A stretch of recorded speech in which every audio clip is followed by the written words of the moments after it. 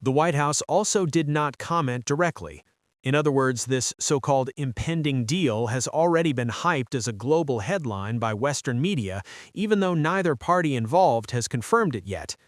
Reuters released this news at this point with three core objectives.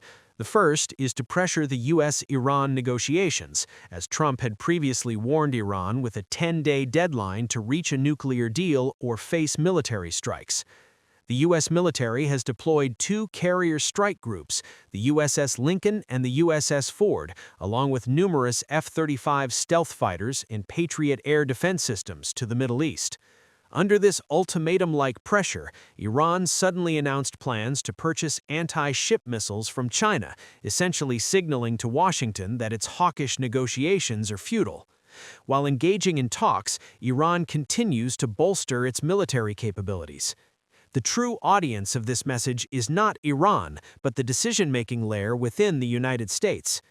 The second objective is to drag China into the vortex of the U.S.-Iran confrontation. On September 28, 2025, the UN arms embargo against Iran was reinstated through the rapid resumption mechanism.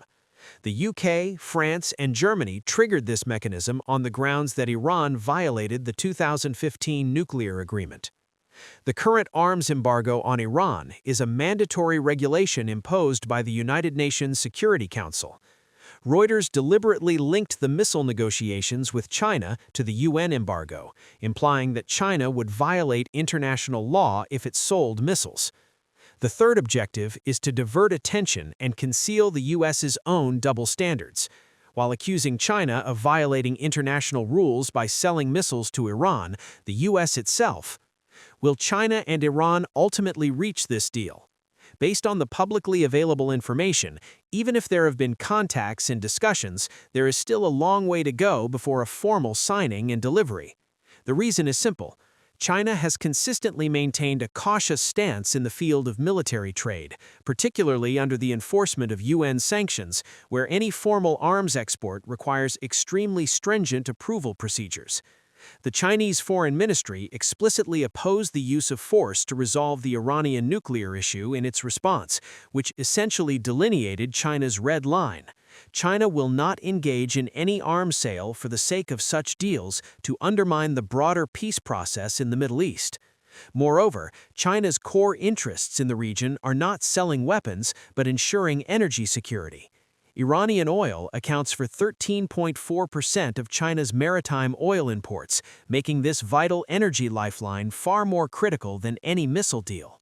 What China seeks in the Middle East is stability, not conflict, precisely where the U.S. and China have their most fundamental divergence of interests.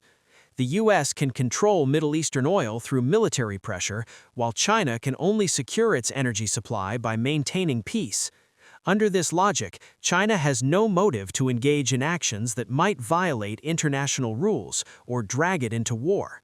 Therefore, this Reuters report is more like a grenade than a military news story, a precision-deployed propaganda bomb. His true purpose is not to expose the truth, but to incite panic at a critical moment in U.S.-Iran negotiations.